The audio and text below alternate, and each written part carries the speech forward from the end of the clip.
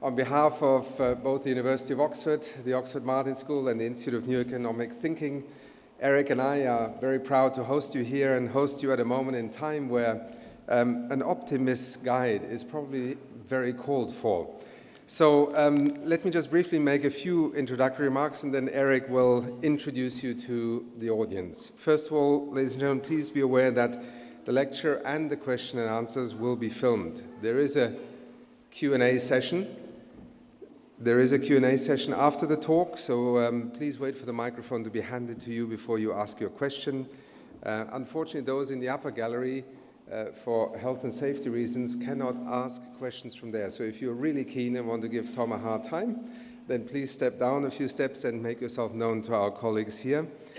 Let me also say that, Tom, you come to Oxford at a time when I think both your book but also what is happening around us begs more questions than it offers answers. So to have you here today and to speak to us about an optimist guide is not only a privilege, but actually something that I think will be inspiring to many of us who are trying to interpret what next, because it's not only about somebody else and what they're doing, it is really about what it is we do next as individuals, as academics, as students, as professionals, as citizens.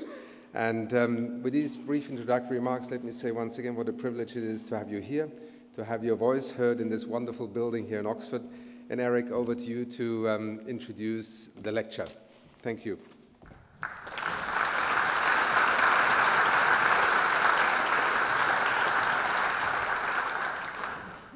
Well, thank you very much for that welcome, Akam. It's my great honor and pleasure to introduce our speaker this afternoon, Thomas L. Friedman. Now, I'm sure that everyone here knows that Tom is one of the world's most influential commentators. His column in the New York Times is read by millions and is considered required reading by global leaders in politics, in business, technology, and the media. And you may also know that Tom has won 3 Pulitzer Prizes for his journalism and various awards for his numerous best-selling books, including the National Book Award, several Overseas Press Club Awards, and the Financial Times Business Book Award. But what you may not know about Tom is that he was born and grew up in St. Louis Park, Minnesota, the middle of America. And that background has done 2 things for Tom. First, it's made Tom what in America we call Minnesota nice.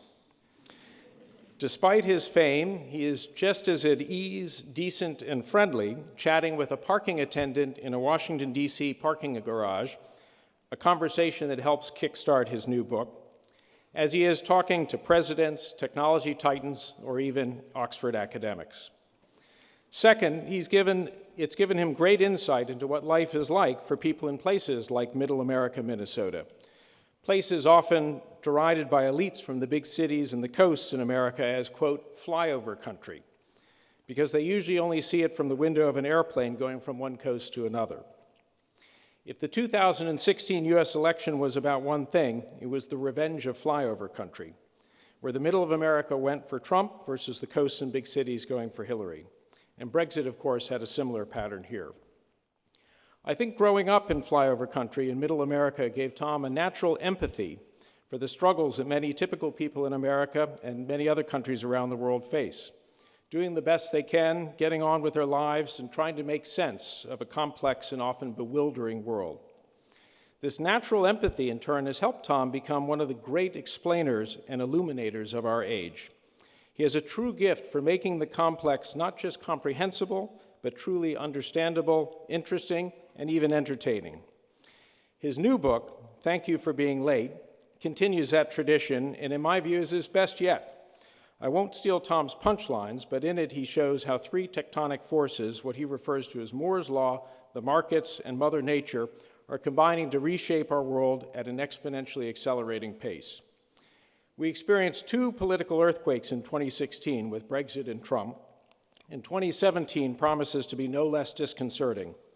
We're in what historians call a revolutionary moment, and history shows us that such moments can unleash massive popular energy either for good or for great ill.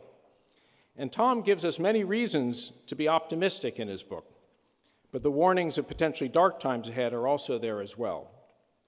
Now, the first step to ensuring that this popular energy becomes harnessed for good is understanding. Understanding the forces at work around us and the people around us. And I can think of no better person to help us with that than Tom Friedman. Tom opens his new book with a quote from Marie Curie, which really resonates with our time. It says, quote, "Nothing in life is to be feared, it is only to be understood. Now is the time to understand more so that we may fear less." Ladies and gentlemen, please welcome Tom Friedman.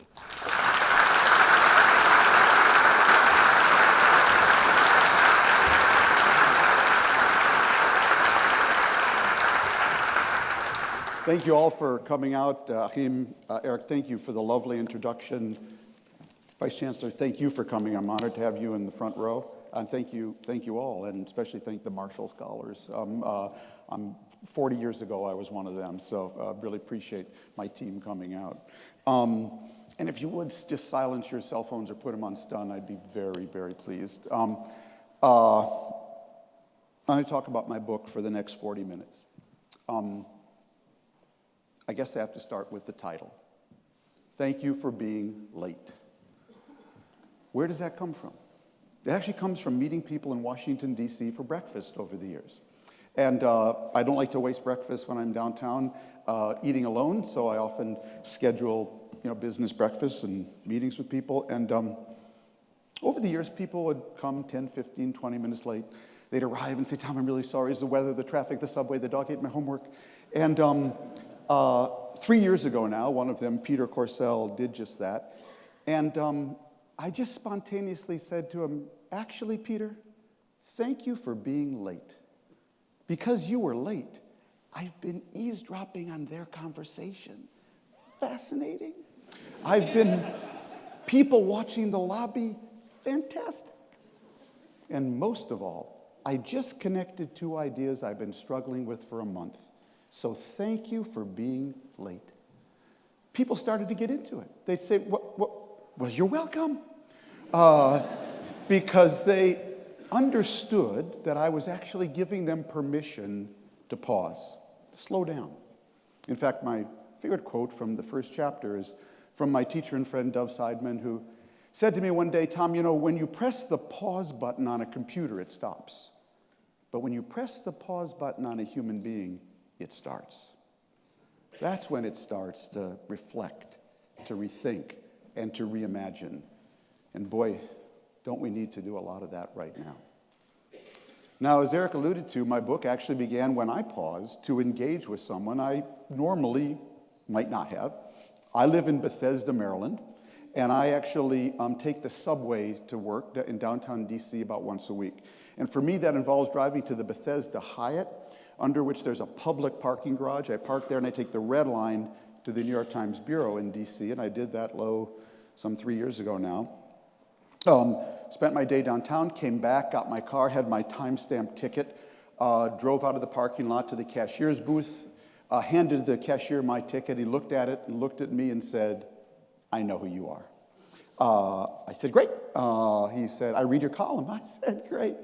He said, "I don't always agree." I thought, "Get me out of here."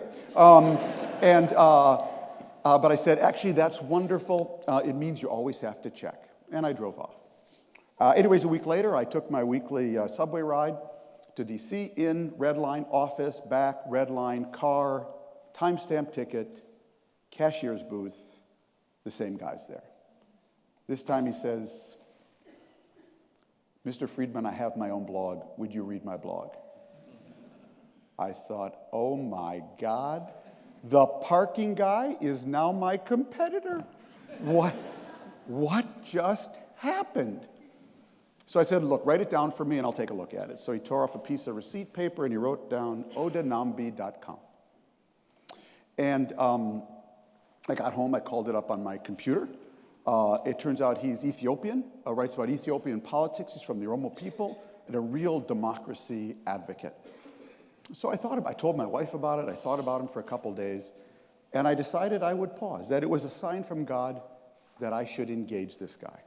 But I didn't have his email, so the only way I could do that was park in the parking lot every day, which I did for, I don't remember, it was 4 or 5 days, We finally overlapped at 7 a.m. in the morning. I stopped under the gate so it couldn't come down. I got out of my car. I know his name now. I said, Ayile, could I please get your email? I'd like to send you a message, which he gladly gave me. And that night I began an email exchange with him, which I repeat in the front of the book, in which I basically said, I have a proposition for you. I will teach you how to write a column if you will tell me your life story. And he answered, I see you're proposing a deal. I like this deal. He asked if we could meet near his office out in Bethesda at Pete's Coffee House, which we did 2 weeks later. And I arrived with a 6-page memo on how to write a column, and he arrived with his life story. And it's, in many ways, a wonderful story.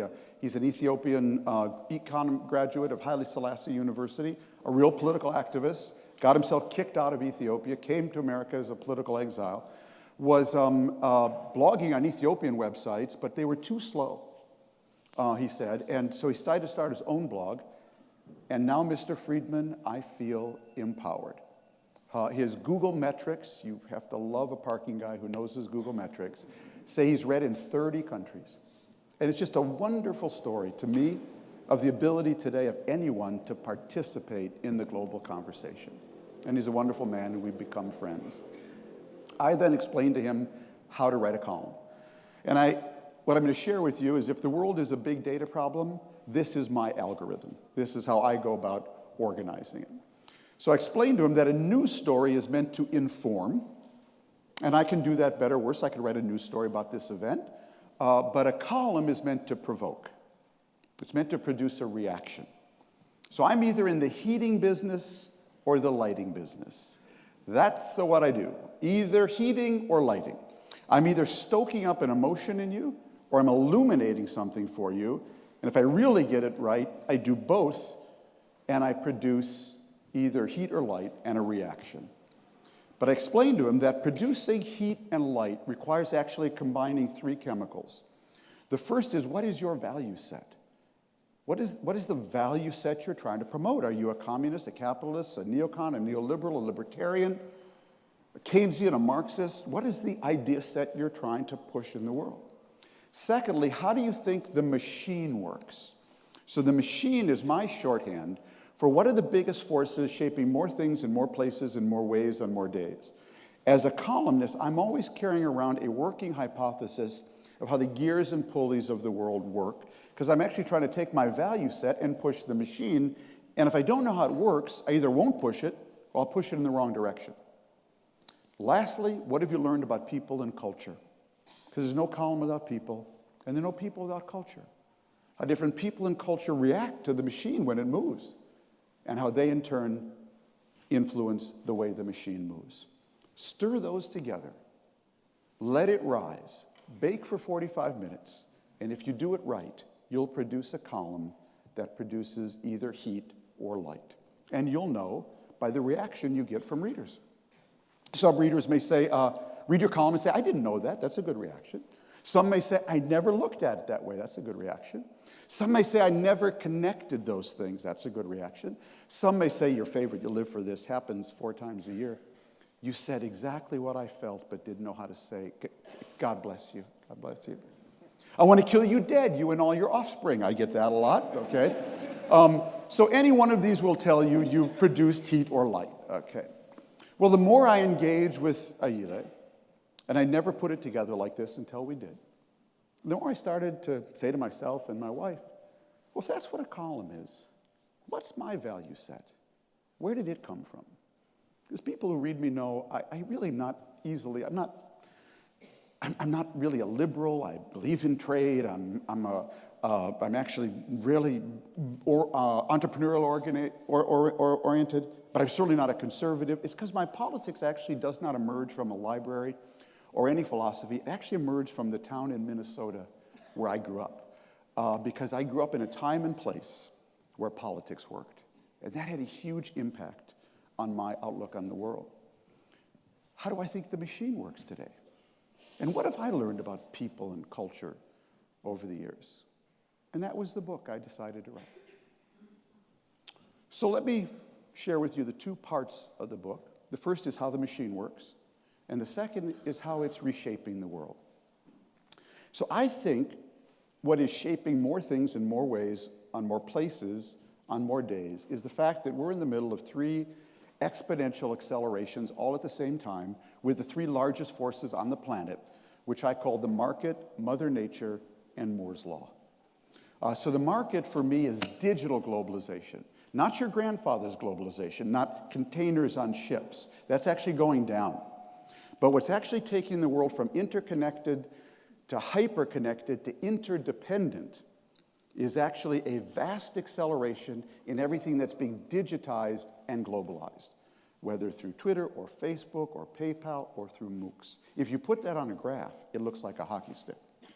Mother Nature, for me, is climate change, biodiversity loss, and population growth. If you put that on a graph, it looks like a hockey stick.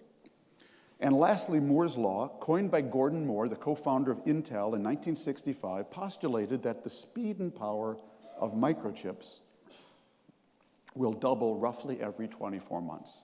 It's now closer to 30 months, but never mind. That exponential has held up for 52 years. And you can set your watch by this. Every year, someone writes, Moore's Law is over. And as the people at Intel's fab in Portland will tell you, what they all have in common is that they've all been wrong. So we're actually in the middle of three exponential accelerations all at the same time with the three largest forces on the planet, and they're all interacting with each other. More Moore's Law drives more globalization drives more climate change, and more solutions. So let me talk a little bit about the biggest driver here, Moore's Law, because it's what really drives the globalization, and that, in a way, drives the climate. My chapter on this subject is called What the Hell Happened in 2007? Now, one of the hardest things for the human mind to grasp is the power of an exponential, because we rarely actually encounter one in our lives. Only when you're going from 0 to 60 to merge on the highway, that's when you feel that combination of velocity and acceleration. But in real life, it's very hard to explain an exponential to people. So the people at Intel, the engineers there one day, to try to explain the power of Moore's Law, they took a 1971 VW Beetle, Volkswagen Beetle, and said, what if this car improved in all its features the same way exponentially as Moore's Law? What would it be like today? Well, they determined that VW Beetle today would go 300,000 miles an hour. It would get 2 million miles per gallon, and it would cost 4 cents. Okay?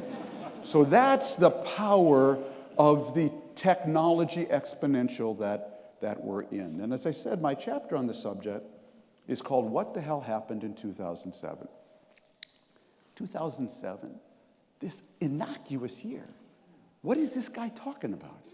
Well, here's what happened in 2007. The year was kicked off at the Moscone Center in San Francisco when one Stephen Jobs unveiled the world's first iPhone, beginning a process by which we've now pretty much put this handheld computer connected to the internet with the same computing power as the Apollo space mission into the hands of about half the people on the planet, heading probably eventually for everybody. That's how the year kicked off. But in 2007, a company called Facebook, actually late 2006, opened its platform for the first time to anyone with a registered email address. It broke out of high schools and universities, and in 2007, it went global. In 2007, a company called Twitter split off on its own independent platform and went global. In 2007, the most important software you've never heard of, called Hadoop, named after the founder's son's toy elephant, launched its algorithm into the wild. Hadoop is the software that enables us to connect 1 million computers so they operate as one computer. That's called big data. Hadoop actually didn't invent it. It was invented by Google through 2 programs known as GFS and MapReduce. But as Doug Cutting, the founder of Hadoop, explained to me, Google lives in the future and sends us letters back home.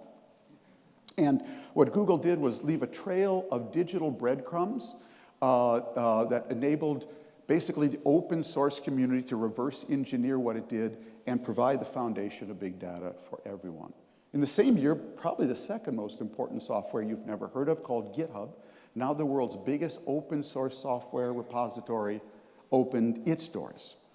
In 2007, a company called Google bought a little-known TV company called YouTube. And in the same year, this company called Google launched into the wild its operating system called Android. In 2007, Jeff Bezos up in Seattle launched the world's first ebook reader called the Kindle. In 2007, IBM launched the world's first cognitive computer called Watson. In 2007, 3 design students in San Francisco who were attending the design conference that year discovered all the hotel rooms were sold out, and one of them had 3 spare air mattresses. And they thought it might be a good idea to rent those out to people who wanted to attend the conference, and it worked out so well. In 2007, they started a company called Airbnb. In 2007, the internet crossed 1 billion users, actually late 2006. In 2007, Change.org started, Palantir launched its first algorithm. Michael Dell, who retired in 2005, decided he better come back to work in 2007. In 2007, solar energy launched. In 2007, a process for extracting natural gas from tight shale began. It's called fracking.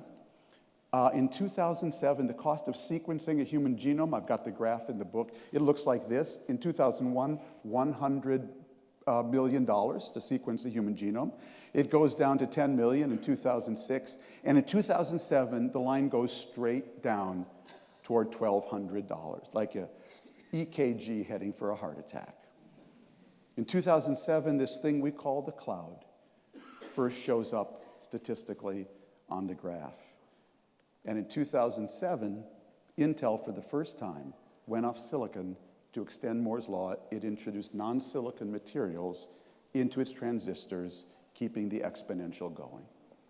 Turns out, friends, that 2007, in time, may be understood as the single greatest technological inflection point since Gutenberg invented the printing press. And we all completely missed it because of 2008. So right when our physical technologies just took off, like a moving sidewalk in an airport that suddenly went from 5 miles an hour to 50 miles an hour, and we all felt the ground moving under our feet, right then, what my friend Eric Beinhocker calls our social technologies, all the things you want to go with that, the rules, the regulations, the new kind of governing, the new managerial systems, so much of that froze because the very next year we went into the worst global recession since 1929. And a lot of people got caught in that dislocation. And I would argue the roots of Trump and Brexit both go back to that moment. So what actually happened in 2007? What basically happened, as I argue in the book, is that if you take your computer out, your computer basically has 5 key components. It has that CPU, that microchip. It has a storage chip. It has networking. It has software, and it has a sensor. It has a camera. Basically, all 5 have been in a Moore's law. And what I argue is that in 2007, they all merged together into this thing we call the cloud. The cloud. But I never use the term the cloud in my book because it sounds so fluffy, so cuddly, so benign. Sounds like a Joni Mitchell song. I've looked at clouds from both sides. This ain't no cloud, folks. This is a supernova. A supernova is the largest force in nature. It's the explosion of a star. And what the convergence of all these came together did was create an incredible release of energy. And it changed 4 kinds of power almost overnight.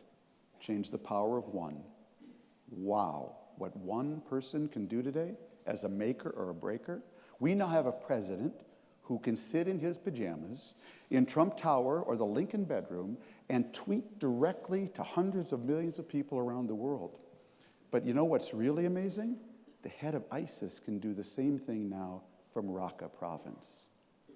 The power of one has really changed. The power of machines have changed. Machines now have all 5 senses. We have never lived in a world where machines had all 5 senses.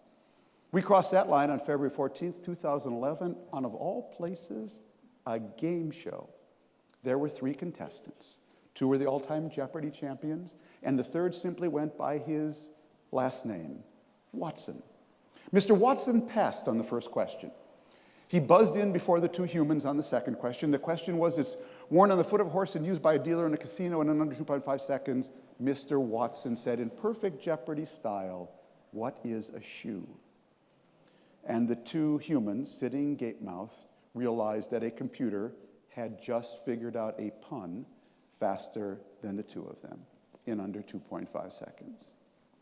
It's changed the power of ideas. Ideas now flow and change at a speed we've never seen before. We had a terrible man in America last year, Dylan Roof, who went into a black church in South Carolina and just indiscriminately shot people up. But what was interesting, within 2 weeks, the Confederate flag that had been flying over the State House there for I don't know how many decades, it was gone. And it was gone because Twitter and Facebook just wiped it out.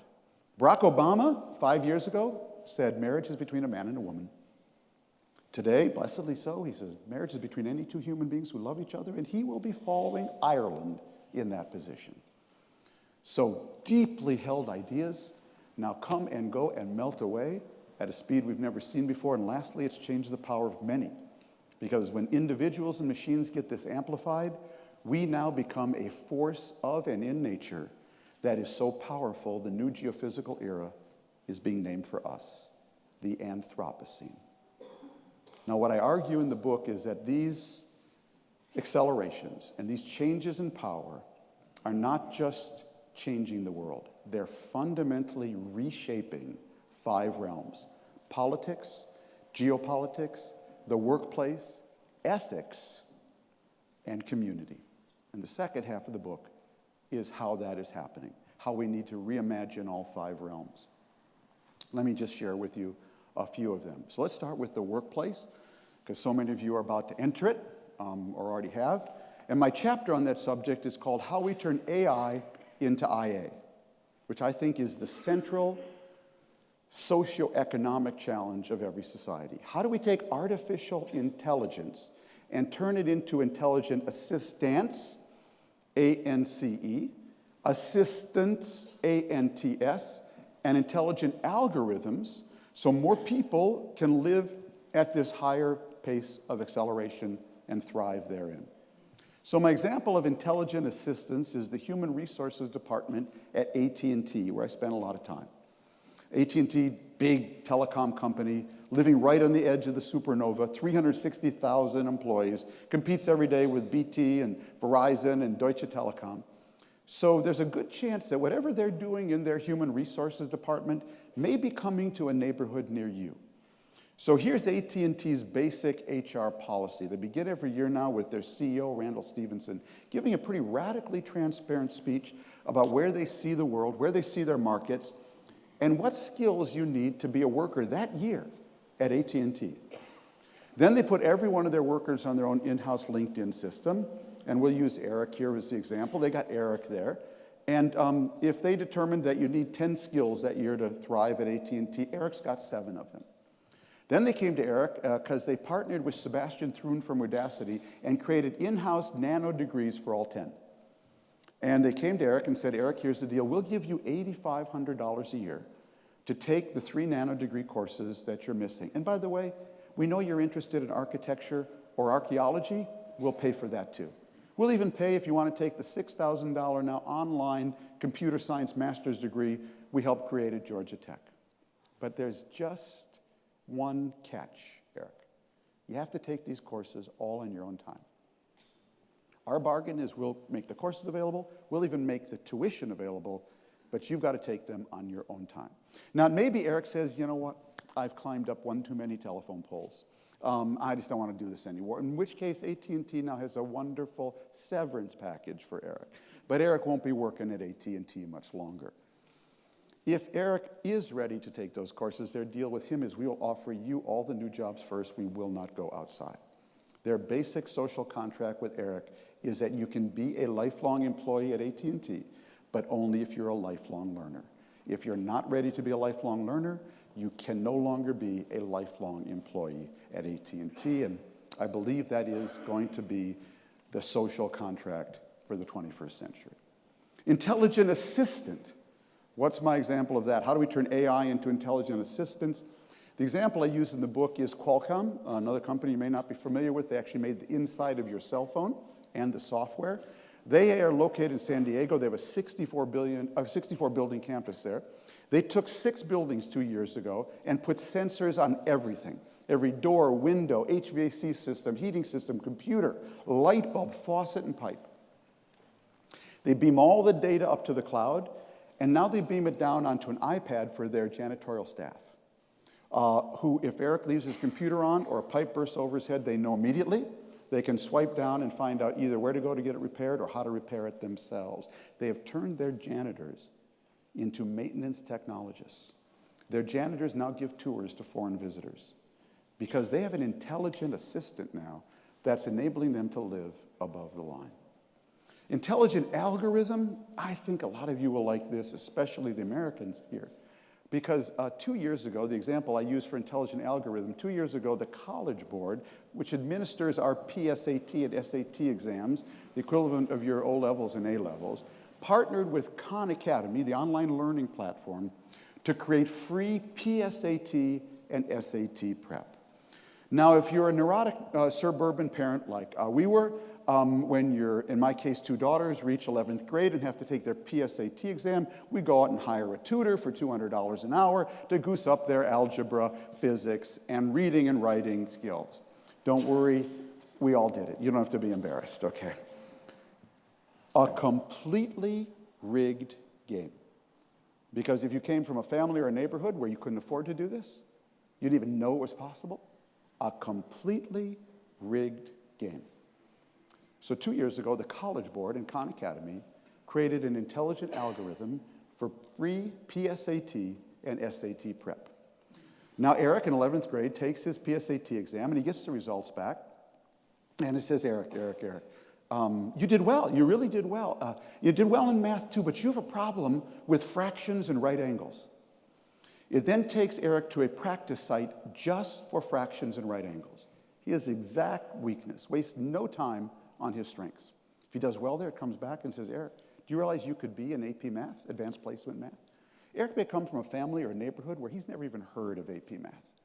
If he does well there, it takes him to another site with 180 college scholarships and another site where the Boys and Girls Clubs of America have now mobilized thousands of volunteers to shepherd young people through this process. Last year, 2 million American kids availed themselves of this intelligent algorithm and got free PSAT and SAT prep on this platform. Last example of intelligent algorithm I'll give you is that we have in America today about 32 million people who started college but never finished. So they captured knowledge. Some captured 1 year, some captured 2 years, some captured 3 years, some 3.5.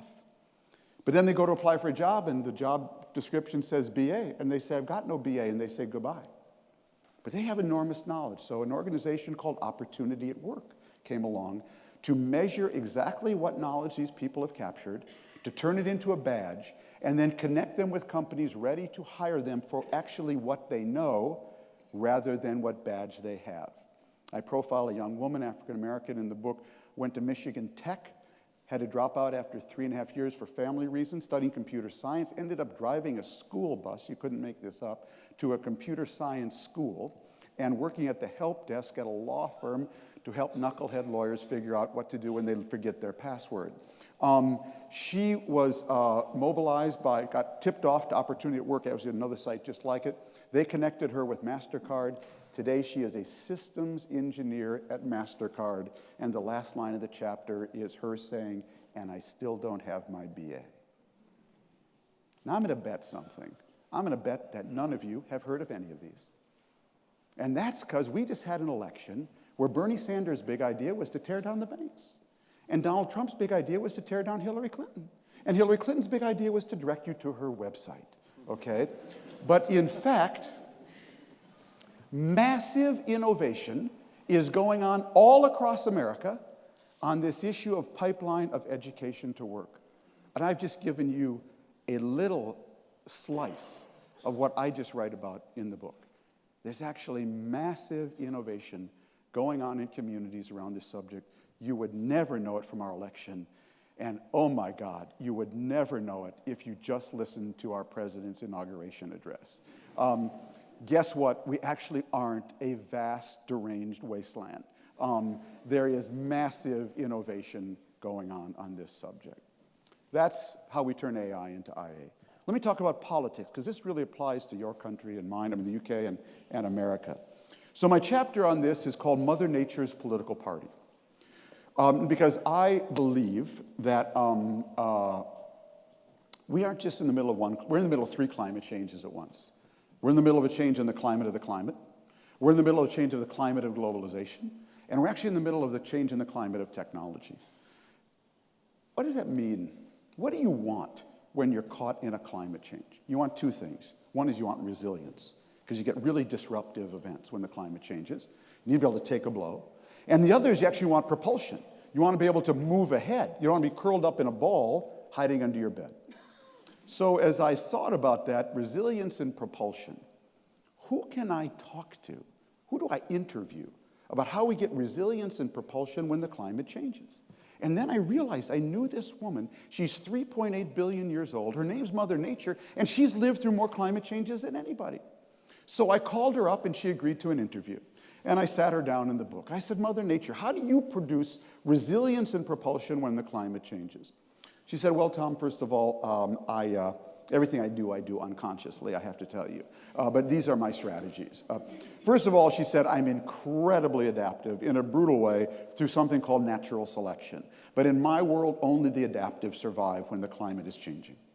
Second, she said, I am such a believer in diversity.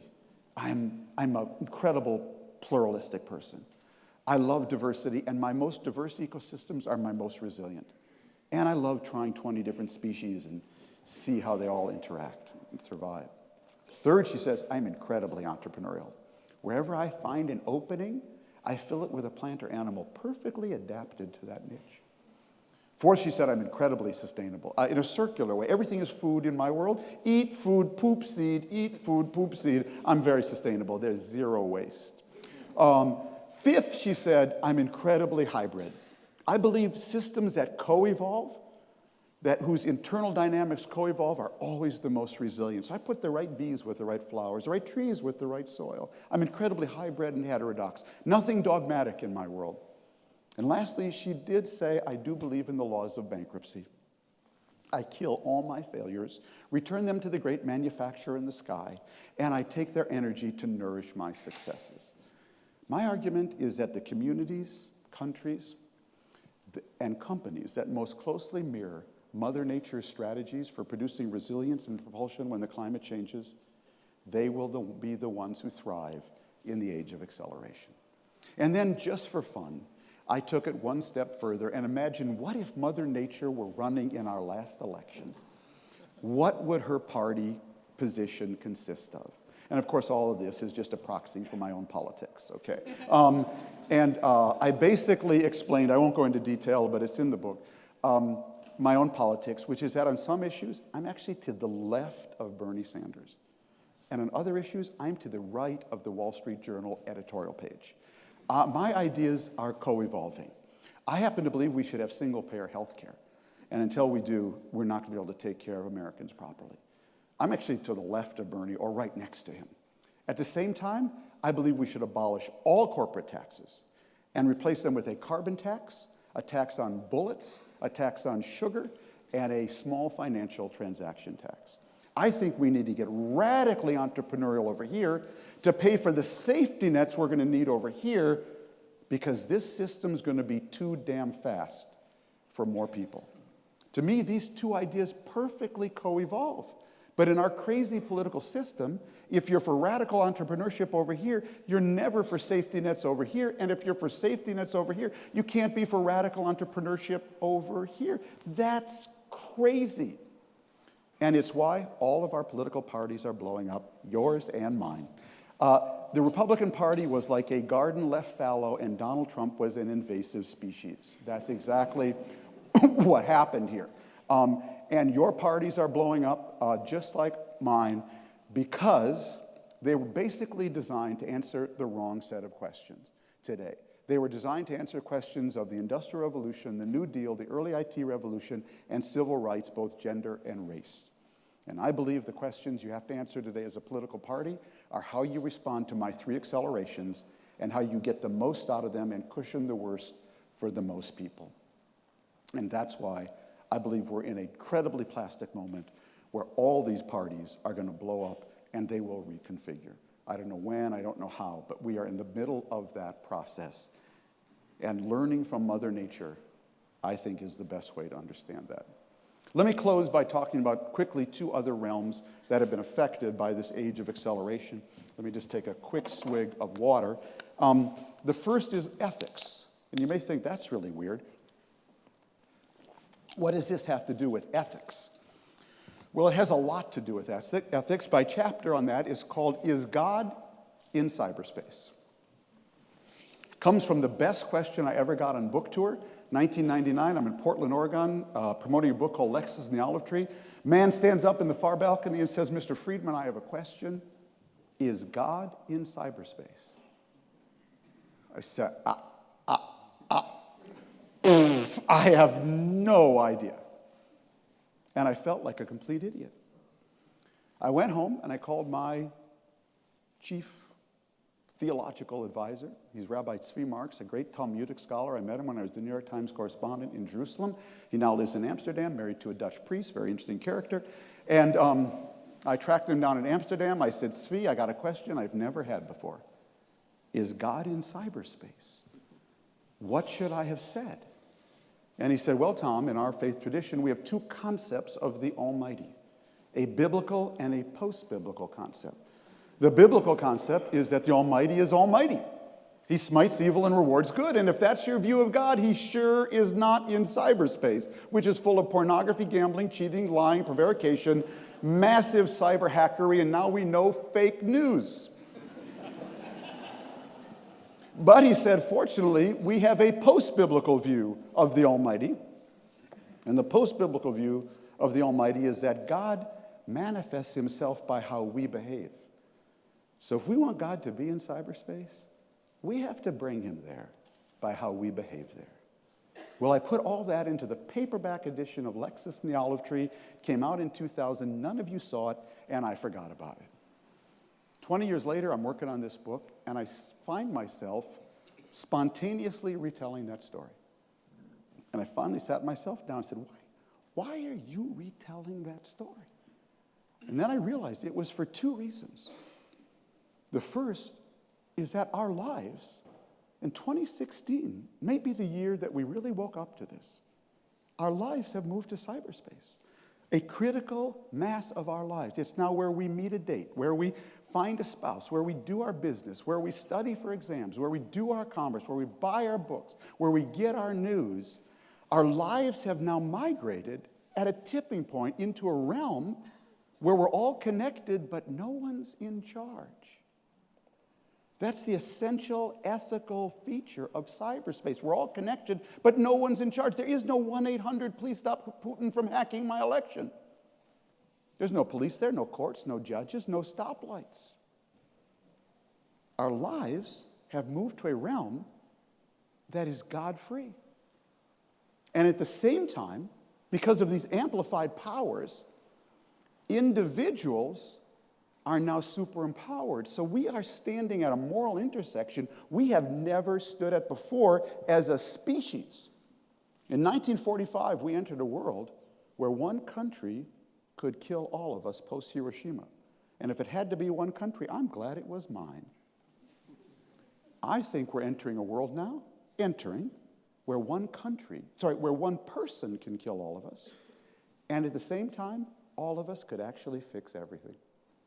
The same amplified powers in an interdependent world have created a moment where one of us can now kill all of us, and all of us could actually feed, house, clothe, and educate sustainably every person on the planet if we put our mind to leveraging these powers that way. We have never stood at this intersection before where one of us can kill all of us and all of us could fix everything. What does that mean? We have never been more godlike as a species. At the same time, we've never lived more of our lives in a realm that's God-free. So if you don't think ethics are important now, you're not paying attention. And the simplest ethics are what is most important today, and that's the golden rule. If we can't scale the golden rule, and every faith has their own version of it, do unto others as you wish them to do unto you, we're going to have a real problem in this world. Because we in America, Putin just did unto us. Because we can now do unto others farther away than ever before, and others we just discovered can do unto us like never before. If the golden rule doesn't make a comeback and scale, we have a real problem. Now, I know what you're thinking. I actually gave this part of my talk as the commencement address at Olin College of Engineering last May. All these engineering students. And I said this to the parents, and I said, I know what you're thinking. You paid $200,000 so your kid could get an engineering degree. And they brought in a goofy commencement speaker who's preaching the golden rule. Is there anything more naive? And my answer to them and to you is, naivete is the new realism. Because you want to know what's really naive? Thinking we're going to be okay in a world where our lives have moved to a realm that's God-free, and we have never been more God-like if the golden rule doesn't make a comeback. Now that is naive. So where does the golden rule come from? How do people learn it? How do you scale it? Well, I think it comes from two places primarily: strong families and healthy communities. That's where you first learn to do unto others as you wish them to do unto you. I would never presume to lecture anyone about strong families. I hope I built one, but that's very personal. But strong communities, I am actually an expert on that subject because I grew up in one. And the book ends with the last two chapters telling the story of the little town/suburb in Minneapolis, outside of Minneapolis, where I grew up, a place called St. Louis Park. Now, the very brief history of Minneapolis for my lifetime is that Minneapolis was the capital of anti-Semitism in America in the 30s and 40s, until Hubert Humphrey became mayor of the city and cleaned it out of city government. My parents couldn't join the automobile club, AAA, for instance. And the vast majority of the Jews in Minneapolis lived in a ghetto on the north side of the city with African Americans, not because they were integrated there, but because they were both isolated there. After the war, the Jews are able to escape. And they all move, almost all move, en masse in a 3-year period. I was born in 1953, between 1953 and 1956, when my parents moved. They all move en masse to one suburb called St. Louis Park, the only one that didn't have restricted covenants, so you couldn't sell homes to Jews, and the only one that had a big enough housing stock to take them. So my aunt and uncle moved 2 doors down this way, my uncle moved 1 door down that way. We all moved together at the same time. So a suburb that had been 100% white, Protestant, Catholic, Scandinavian, overnight becomes 20% Jewish, 80% white, Protestant, Catholic, Scandinavian. If Sweden and Israel had a baby, it would be St. Louis Park, okay? You suddenly had this mix, like God was having fun, putting these neurotic Jews shot out of the ghetto with these incredibly pluralistic Swedes, and together we built an inclusive community. It wasn't always easy. There were broken friendships and broken dates and broken elbows.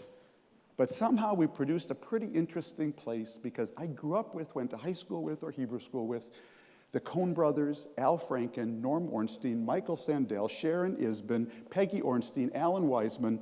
We have our own Wikipedia page. This is not a suburb in the Upper West Side. This was a one high school town in Minnesota. The Coen brothers movie, A Serious Man, was about our town. It was a freaky place. But it all injected in us a certain optimism that politics can work. And we all took it out into the world in different ways. Michael Sandel in his communitarianism, me in my journalism, Al Franken in his liberalism, the Coen brothers in some of their wacky movies, particularly Fargo. Pretty interesting little place. And we all kind of learned in our own way, Minnesota nice, as Eric alluded to. Minnesota nice. So I was home for a wedding when I was writing the book, and my friend Jay Goldberg was there. And it was 2 years ago, and he came up to me and said, Tom, lifelong friend, 50 years, my wife Eileen came home today, someone almost drove her off the road on 494, the main ring highway around Minneapolis. And Eileen came home and said, Jay, I was so mad I almost honked. That is Minnesota for road rage, okay? There was a Jewish mafia in Minnesota. I tell this story as well. And my dad grew up with these guys. He wasn't in the mafia, I swear. Run by a guy named Kid Can, a famous mobster. And when I was, 4 or 5, my dad came home one day. I will never forget it as long as I live, and that's why I quote it in the book, and told me that one of his friends got sent to jail. Now, for a 5-year-old kid, that was so shocking to me that my dad knew someone who went to jail. And I said, Dad, what did he do? And he said, he was shopping in a store before it was open. There has never been a nicer explanation of breaking and entering. But we produced a pretty remarkable place for me, and it was my anchor and my sail, because it anchored me in the world, gave me the sense of home. It also propelled me to go very far. So I come back, and this is the last chapter. I come back 40 years later. I went out of Minnesota to discover the world. In 40 years, I came back and found that the world had discovered St. Louis Park. Now my high school is 50% white Protestant Catholic. It's 10% Jewish. It's now 10% Hispanic and 30% Somali and some African American. Same high school. Now the inclusion challenge, the community building challenge is so much deeper and broader, both religiously and racially. And I tell the story of how they're doing. And they're doing pretty well. My high school is rated by the Washington Post 5th best high school in the state of Minnesota, with a completely different demographic. But isn't this the challenge of inclusion of America today? And isn't this now the challenge of inclusion of the world? And it's hard. I'm not gonna lie to you. Some real struggles, particularly in Minneapolis and St. Paul. We've had 2 police shootings there. But what I found when I went home, and what gives me my optimism, was the number of people who want to get caught trying. Until you sat down and interviewed a covered Somali girl who tells you about her first bat mitzvah party, you haven't lived, okay? And so, my friend Amory Lovins, a great physicist, I once asked him, Amory, are you an optimist or a pessimist? He said, I'm neither. Because they're just 2 different forms of fatalism. Everything will be great. Everything will be awful. Amory said, I believe in applied hope. And I like that term. And what makes me an optimist is I see actually a lot of people applying hope in so many more places than Donald Trump would ever know. If you want to be an optimist about America today, stand on your head, because the country looks so much better from the bottom up than from the top down, especially today. There are so many people who want to get caught trying. And that's why my book and my talk end here with my book's theme song. It has a theme song. I actually thought, could I buy this? So when you open the book, it would play this song like a Hallmark card plays Happy Birthday. And the song is by my favorite country singer, Brandi Carlile. It's a wonderful song. It's called The I, E-Y-E. And the main refrain is, I wrapped your love around me like a chain, but I never was afraid that it would die. You can dance in a hurricane, but only if you're standing in the eye. And I think that song, that is the anthem of our times. Because my 3 accelerations, they're a hurricane. Donald Trump and some other people in your country, they're selling a wall against the hurricane. I think you have to build an eye that moves with the storm, draws energy from it, but creates a platform of dynamic stability within it where people can feel connected, respected, and protected. That is the healthy community. And I think the struggle in your country and mine going forward is going to be between the wall people and the I people. And my book is a manifesto for the I people. Thank you very much.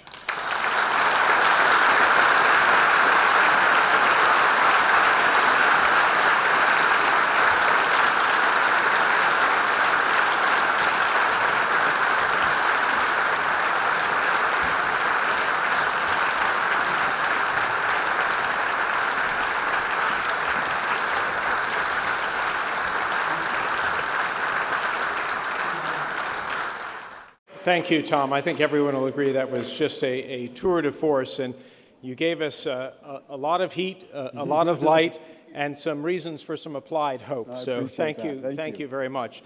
And I know as much as everyone enjoyed the talk, you will also enjoy reading the book, which I should just note is on sale after the talk in the corner, and Tom, I believe, is going to have his pen out and ready to sign copies. But before that, we do have time for a few questions, and there's microphones that will be going around, so we'll put your hands up. I'm going to take 3 questions at a time, and then we'll go to Tom. So, Actually, just do one at a time. That's okay. Okay, would you rather one at a time? Okay, so we'll start over here. Hi, Mr. Friedman.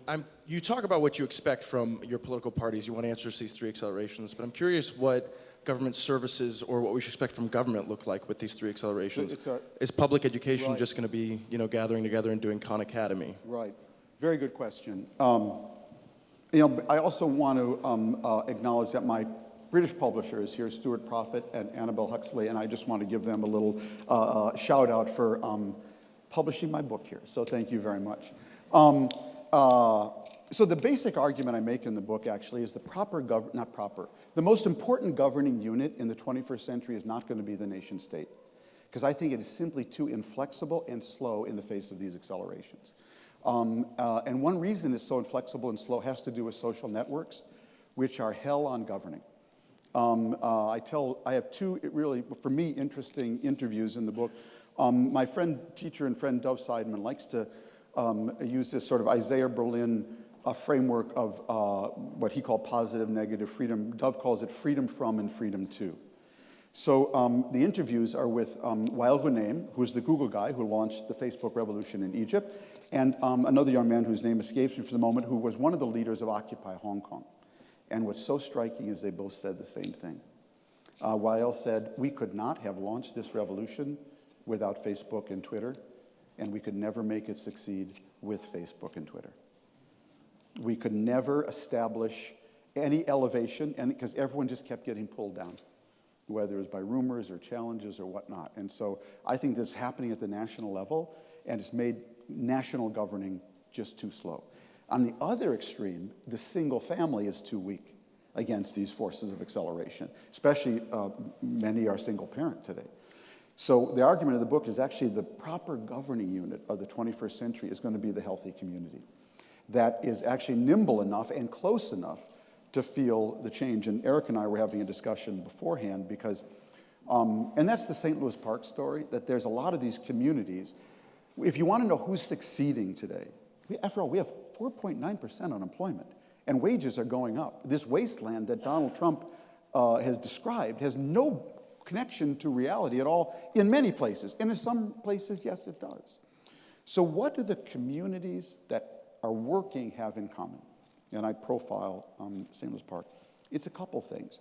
It's a general thing and then a smaller thing. The general thing is they've all built coalitions between the business community, the philanthropic community, the public school and college education systems, and the local government. So the coalitions, they work very tightly coordinated. The businesses, because they're connected to the global economy, translate very quickly the new skills that you need to thrive in the workforce. They translate those immediately to the public school systems. The philanthropies then support all kinds of new programs and supplemental programs for the schools, and the local government blesses it and also connects them with the global economy to attract people and workers. That's actually what's going on in Minneapolis, in Denver, in Portland, Seattle, in Austin, in Chattanooga, in Raleigh, Durham, in Charleston. These communities are thriving. Do they all have problems? Absolutely. But at least they're finding their way. Minneapolis has 2.9% unemployment. I don't know what Donald Trump is looking for, but it's hard to do much better than that in this vast wasteland that he described. So talk about a guy who flew over the country. And so I think it's coalescing those coalitions. That's the national government. That's the job, I think, of national government primarily. But what are these communities also? People have asked me, like, what was going on in St. Louis Park? Because it actually has no moat around it, no bridge, no wall. It looks, for any of you who have been there, completely indistinguishable from the surrounding suburbs. So what did it have? And what I argue in the book was it had two things that got passed down in multiple generations: good leadership and trust. And the more trust there was, the more good leadership you had. And the more good leadership you had, the more trust you have. And the story I tell to try to illustrate that is back in 2009, my little suburb, St. Louis Park, decided they were going to be the first town in Minnesota to have free public Wi-Fi. Very St. Louis Park. So they contract out, and for a system company in Annapolis, it's going to be solar-powered Wi-Fi towers spread around the city. They buy it for $1.7 million. My little town, big deal for them. The first winter comes, completely fails. The ice freezes on the solar panels, it completely fails. It's a giant white elephant, and they have to take it down. So I'm interviewing the town's CTO, the Chief Technology Officer, and the city manager and the mayor. And they're telling me what happened. The CTO had a heart attack over this eventually. But he told me the day they had the press conference announcing that they're taking it down. And they had the press conference at City Hall, and then he went to lunch at the Harvest Moon Cafe, which is down the street from City Hall. He said the first guy got there, came up to him and said, "You're the Wi-Fi guy, aren't you?" He said, "Yes, I am." And the guy said, "Too bad that didn't work. What are we going to try next?" That's the sound of trust. Again, my friend Dove likes to say, trust is the only legal performance-enhancing drug. Okay? So when there's trust in the room, wow, you have a hard floor, you can jump so high off a hard floor, and where there's no trust in the room, it's like sand. You can't jump a millimeter. So compare that story to the Solyndra story. Do you remember the Solyndra story? Obama has a venture capital fund for energy innovation. A solar company they invested in loses $500 million. Now, that's a serious thing, and no company should lose $500 million of taxpayer money. But what was the reaction in Washington? The reaction in Washington is, who can I destroy? Whose life can I ruin? How can I use this to undermine the other party? Zero trust. In a zero trust environment, you can't possibly keep up with these accelerations. Because it's, you know, there's a quote in the book, I forgot the guy who said it, is that government moves at the speed of trust. And right now, we have zero, and our government's going at about 0 miles per hour. Thanks. Yeah, please. Mr. Friedman, my name is Jonathan Padilla from the great state of California. Great. And my question is I think goes to the kind of crux of what you're talking about. It's about this concept of social capital from Robert Putnam. It seems like a lot of the things you've described, it's kind of like a social capital deficit. Yes. Although hearing your talk, it seems like it's more like a social capital realignment. Realignment has moved from, say, national politics to cities. And we've seen that Brookings has been very big on cities now as the driver of innovation. I wonder if you could comment on that. Yeah, I think that's very true. It's a good observation, and I think that's where the most innovation is actually happening. And so I can only agree with you. And it's I think that they're nimble. The best ones are doing well, and parts of the worst ones aren't. Look at Chicago. I mean, the South Side of Chicago. That is the dystopian zone that Trump is talking about. But it's not the whole city, and it's not the whole country. That doesn't mean we shouldn't be focused on it. That's where I find the most interesting work going on in political science today. So thank you.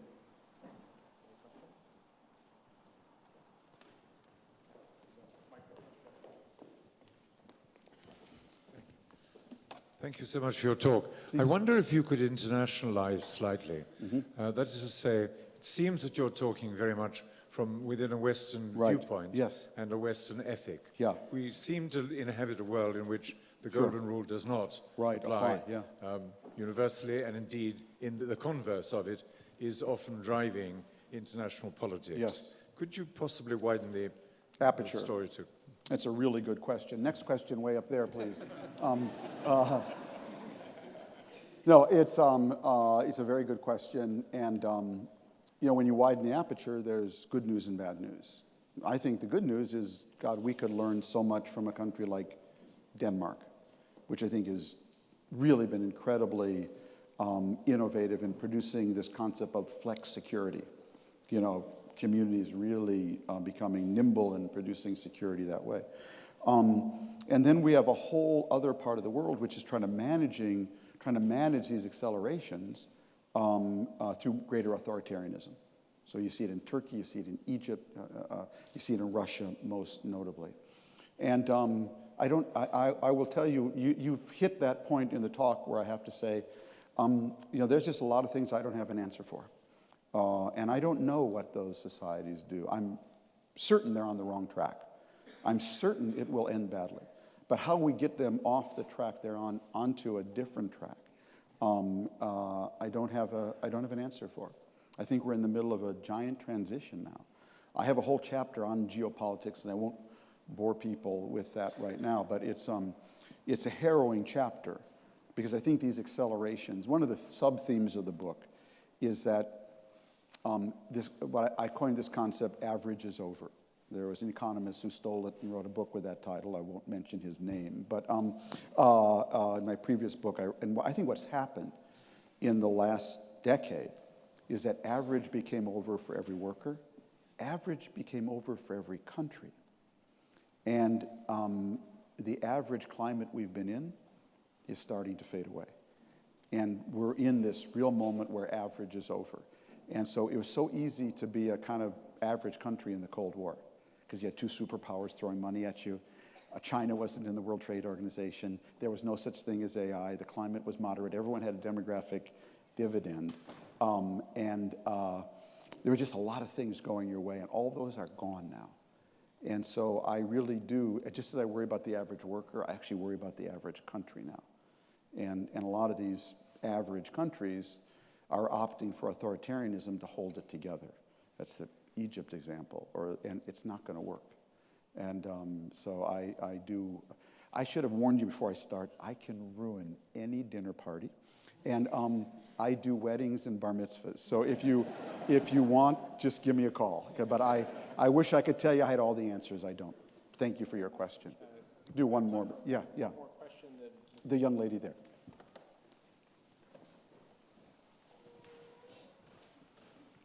Thank you. What's the appeal of fake news or alternate facts, and how are they best countered? Yeah, it's a really important question. Every day you pick up the paper now and you're just more horrified than the day before. I will say one thing for Kellyanne Conway. If I were an oil company and I spilled all over the coast of California, I'd call her because she can clean up any oil spill, okay? She's like amazing. She's a freak of nature to me. I mean, just like I've never seen anything quite like it. What's the appeal of fake news is the same appeal of what's going on in the internet world of narrowcasting. So I can now go to my website, just get my news, it reconfirms my opinions, and feel like really good that day and never have to encounter the other. And so it's in a time of great change, it's incredibly reassuring. And then there's simply the pernicious side of it, that I can hurt Hillary Clinton or anybody else by putting out a news story about them. I've said this before, so it's no secret. I mean, the New York Times tweets my column. If you come to me and say, Tom, I've got a new book out, would you tweet it? Because I have 750,000 followers. I'd be happy to do it. But I actually don't go there. So I've actually never looked at Twitter. You'll know, so if you're tweeting about me out there, please have fun. But I actually don't go there. And I've actually never been on Facebook because I know who my friends are and they are not a thumb up or a thumb down. So I actually talk the talk of globalization and do not walk the walk at all. The theme of my book is basically that everything that really matters today, it's all the things you can't download. It's all things you have to upload one human being to another. And so the book is really a celebration of everything old and slow. And in fact, one of my favorite interviews in the book is with our Surgeon General, Vivek Murthy. He's an amazing guy. And I was interviewing him for the book about disease in America. So what's the most popular, the most prevalent disease? And he said, I said, is it cancer, heart disease, or diabetes? And he said, Tom, it's none of those. It's isolation. I said, wow. We live in the most connected age in history, and the Surgeon General is telling me that the biggest disease in America today is people feeling isolated. And I really keep that in mind. And that's why, for me, community is so important. It's why I did a column 2 weeks ago again with my friend Dov Seidman on how we first work with our hands, then we work with our heads, and next we're going to work with our hearts. And the heart industry is going to be, I think, connecting hearts to hearts is the next great global industry. And I think the best jobs going forward are going to be what I call STEMpathy jobs that combine STEM with human empathy. In fact, there's a lot of data now coming out, how they're actually the highest paying jobs. And so, in fact, in this column I wrote, I talked about the fastest growing restaurant chain in America, according to Entrepreneur Magazine in 2015. And it's called Paint Night. You know what it is? Paint by numbers for adults in bars. Turns out a lot of adults actually like to come together in the evening and do something creative together with other, hold it, human beings, okay? And fastest growing restaurant chain in America, paint by numbers for adults in bars. And the artists who do the designs, 5 nights a week, make $50,000 a year for 3 hours work a night. So I think whatever you're studying, there's going to be a huge growth industry in connecting hearts to hearts. Thank you very much. Really appreciate it.